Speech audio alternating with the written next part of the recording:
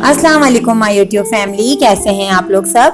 उम्मीद करती हूँ कि आप लोग बिल्कुल खैरियत से होंगे और मैं भी अल्हम्दुलिल्लाह खैर आफियत से हूँ। आप लोग आज तो वैसे थर्सडे का दिन है, लेकिन मेरा जब व्लॉग आप लोगों के पास अपलोड होगा ये तो उस दिन फ्राइडे होगा। तो आप सब लोगों को मेरी तरफ से जुम्मा मुबारक। और जुम्मे के दिन के हवाले से मैं आप लोगों से एक बात शेयर करना चाहूँगी कि जुम्मे के दिन आप लोग सब भी पढ़ें और मैं भी पढ़ती हूँ अल्हम्दुलिल्लाह। मेरे बच्चे पढ़ते हैं ज़्यादा। मैं जुम्मे के दिन सूरह कहफ की तिलावत लाजमी करें। हर कोई अपने घर खुद भी पढ़े और अपने बच्चों को भी बोलें, अपने भाई बहनों को, अपने हस्बैंड को, जिसको जिसको आप बोल सकते हैं कि सूरह कहफ की तिलावत करने से जुम्मे के दिन एक जुम्मे से लेके अगले जुम्मे तक नूर जगमगा के दरमियान, एक जुम्मे से अगले जुम्मे के दरमियान तक नूर जगमगाता रहता है और रोजी में भी बरकत होती है जुम्मे के दिन पढ़ने से। और वह ये बात मैंने जो है अपनी सास को देखी भी है और उन्होंने ही समझे मुझे ये सिखाई है ये बात कि सूरह कहफ पढ़ो अलमास, सूरह कहफ पढ़ो अलमास। वो पाबंदी से अल्हम्दुलिल्लाह पढ़ती थी माशाल्लाह। जब तक हयात थी वो मेरी सास पढ़ती रहती थी सूरह कहफ हर जुम्मे को बिल्कुल। और उसके अलावा जुम्मे के दिन हमें नाखून भी, अपने नेल्स भी हमें लाजमी काटने चाहिए। सुन्नत के मुताबिक अगर हम काटेंगे तो ज़्यादा बेहतर है। जुम्मे के दिन नाखून काटने से ये होता है कि आपको पता है कि आजकल तो इतनी बीमारी दुखी फैली हुई है। तो अगर हम फ्राइडे वाले दिन नाखून काटेंगे, फ्राइडे वाले दिन भी हम ऐसे काटेंगे जुम्मे से पहले पहले काट लें। नहाना धोना ये सब हम जुम्मे से पहले पहले कर लें। अब अगर कोई जुम्मे के बाद नाखून काटेगा तो वो वाली फजीलत नहीं रहती है। तो जुम्मे वाले दिन हम नाखून नेल्स अपने कट करें और सुन्नत के मुताबिक कट करें। तो हम उससे क्या होता है, नेल्स कट करने से जुम्मे के दिन हम एक हफ्ते तक बीमारियों से बिल्कुल महफूज रहते हैं। और अल्हम्दुलिल्लाह ये चीज़ मैंने अपने घर में अपने बच्चों पे भी अप्लाई की है। तो अल्लाह का बहुत शुक्र है। ये जो सुन्नत की जो चीज़ें जो छोटी छोटी सुन्नतें होती हैं हम उस पर अमल करते हैं तो ये हमारे लिए ही है, हमारे लिए ही फ़ायदे का बायस होती है। और इसके साथ ही मैं अपना आज का व्लॉग का स्टार्ट करती हूँ और आपसे अपनी डेली रूटीन जो मैं रोज़ाना शेयर करती हूँ वो शेयर करूँगी।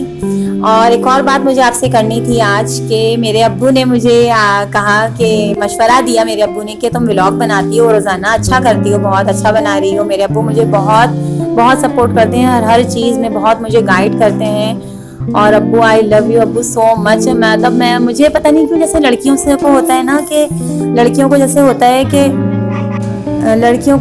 है ना कि वो अपनी माँ के करीब होती हैं ज़्यादा, अपनी हर बात अपनी अम्मी से शेयर करती हैं। लेकिन पता नहीं मुझे तो जैसे जो याद है अपना बचपन और अपना लड़कपन और जवानी सब, तो मुझे बस ये याद है कि मैंने अपनी हर बात अपने अब्बू से शेयर की है। अब्बू मैंने कुछ भी बता दिया तो उस मुझे होता है कि बस सुकून हो जाता है मुझे कि अब मैंने अगर अब्बू को कोई बात अपनी शेयर कर दी तो अब अगर अच्छा किया है या बुरा किया है, दोनों सूरतों में ज़ाहिर है मैं भी बहुत खता का पुतला है इंसान, मैंने भी बहुत सारी गलतियाँ की हैं। तो बस अब्बू को अपनी कुछ बात बता दी, कोई भी शेयर कर लिया अब्बू से, तो मुझे लगता है बस अब मैं बिल्कुल पुरसुकून हूँ, अब मुझे कोई कुछ नहीं कह सकता।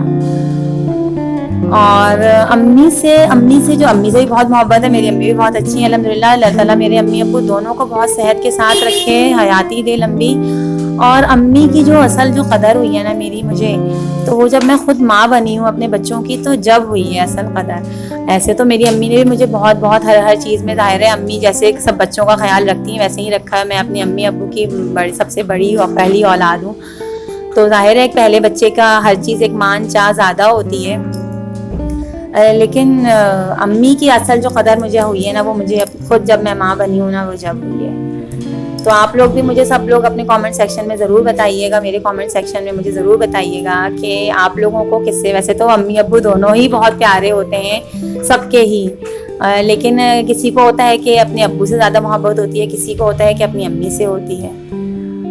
अब मुझसे अगर कोई पूछेगा तो अगर पहले जब कोई भी मुझसे पूछा था तो कहती थी मुझे अपने अब्बू से बहुत मोहब्बत है, लेकिन अब मैं कहती हूँ नहीं, मुझे अपने अम्मी अब्बू दोनों से मोहब्बत है बस। और तो अब्बू ने अच्छा मुझे मेरी बात देखें कहाँ से कहाँ चली गई मैं बहुत ज़्यादा वो हो गई हूँ बोलते बोलते ये सब चीज़ें। अब्बू ने मुझे मशवरा दिया कि तुम रोज़ाना एक कोट ऑफ द डे भी शेयर किया करो।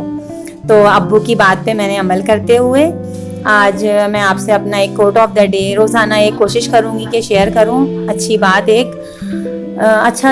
आज का जो है कोट ऑफ द डे है वो ये है कि असल जो मौसम होता है वो इंसान के अंदर होता है।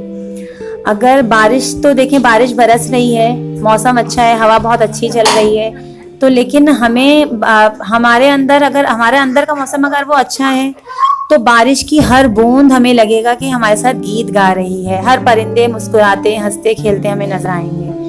हवा भी लगेगा हमें बहुत प्यारी है वो, तो हमें हर चीज़ अच्छी लगेगी। और अगर हमारे अंदर से हम उदास हैं तो हमें वो लगेगा कि हर बारिश की हर हर बूंद, हर पत्ते, हर हिलते हुए हर पत्ते जो है वो गिरिया जारी कर रहे हैं। तो बस असल मौसम जो होता है वो इंसान के अंदर का होता है। अब आप लोग मेरी इस बात से ये मत अखज़ कर लीजिएगा कि खुदा न खास्ता मैं बहुत उदास हो रही हूँ, बहुत सैड हो रही हूँ, ऐसा कुछ भी नहीं है। अल्हम्दुलिल्लाह, अल्लाह का बहुत शुक्र है, बहुत अच्छा अल्लाह पाक ने मुझे रखा हुआ है, बहुत मेरे मालिक का बहुत शुक्र है। और उम्मीद करती हूँ अल्लाह ताला सबको अपने अपने घरों में खुशआबाद हंसता मुस्कुराता रखे, और आप लोगों को भी। और बस आज का कोट ऑफ द डे यही था कि इंसान का असल मौसम इंसान के अंदर है। तो बस सबको अपने अपने अंदर से अच्छे रहे। अच्छा बुरा वक्त हर किसी के साथ आता जाता रहता है। बस ये उम्मीद हमेशा रखनी चाहिए कि अल्लाह ताला हमारे साथ कभी बुरा नहीं करता। जैसे माँ बाप बच्चों के साथ कुछ बुरा नहीं होने देते, अपने बच्चों पे कोई आँच नहीं आने देते, ऐसे ही अल्लाह ताला हमसे 70 माओं के बराबर मोहब्बत करता है। तो वो हमारे साथ क्यों बुरा करेगा? हर हर चीज़ हमारे लिए अच्छे करता है मेरा मालिक।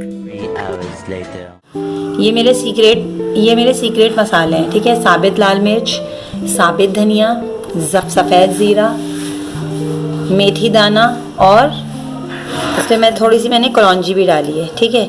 ये मैं पीस के रख लेती हूँ, भून के पीस लेती हूँ इसको, हल्का सा भून लेती हूँ बस सिर्फ तवे पे। और भून के पीसने के बाद ये देखें इसकी ऐसी शक्ल आ जाती है। ये मेरा हिडन इंग्रेडिएंट मतलब मसाले हैं, समझे।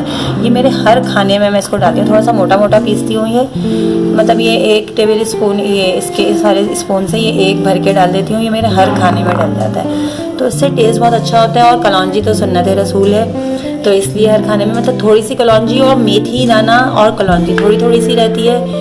मतलब जितना मैंने साबित धनिया और साबित लाल मिर्च, और ये ज़्यादा रहते हैं, मतलब हम वज़न रहेंगे दोनों।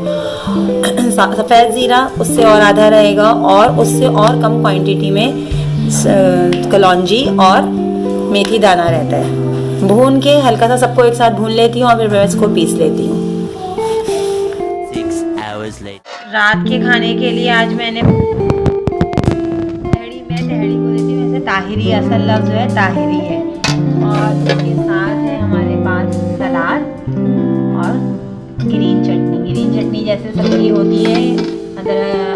हरा धनिया और हरी मिर्च, पुदीना, लहसुन, सफ़ेद ज़ीरा और लेमन, बस वैसे ही डालते हैं, बनाते हैं हम लोग। और ब्लेंड, वैसे तो ज़्यादा मज़े की होगी अगर आप सिल पे पीसें, वैसे ये सिल पे नहीं पीसी हुई है, ये ब्लेंडर की ब्लेंड कर देती हूँ इसमें। अब हम लोग रात का खाना खा रहे हैं अपना। रात के खाने के बाद फिर हमने फ़िल्म देखी, क्योंकि बच्चों को नींद नहीं आ रही थी, और क्योंकि हम लोग देर से सो के उठे थे कल, मतलब बच्चे देर से सो के उठे थे, इसलिए नींद नहीं आ रही थी उनको रात में। तो फिर हमने हॉरर मूवी देख ली, उनकी नींद और मज़ीद उड़ गई फिर। तो इस फिल्म में खैर ये था, हॉरर मूवी में 13B फिल्म का नाम है, आप लोग भी ज़रूर देखिएगा। इस फिल्म में जो है 2009 की है ये फिल्म तो, लेकिन जो है ना one of the most horror movie में इसका शुमार होता है। इसमें जो है रूहों के ऊपर कहानी है, कि भटकी हुई जो रूहें होती हैं उनके ऊपर है ये कहानी। तो अच्छी मूवी है, देखिएगा। अब मैं अपने व्लॉग को, आज के व्लॉग को यहीं पे एंड करती हूँ। वीडियो पसंद आए तो लाइक कीजिएगा, चैनल पे नए हैं तो सब्सक्राइब कीजिएगा, और जिन लोगों ने सब्सक्राइब कर चुके हैं जो लोग, उनके लिए बहुत बहुत शुक्रिया। मिलते हैं कल इंशाल्लाह अब एक नए व्लॉग के साथ। ओके, अल्लाह हाफिज़।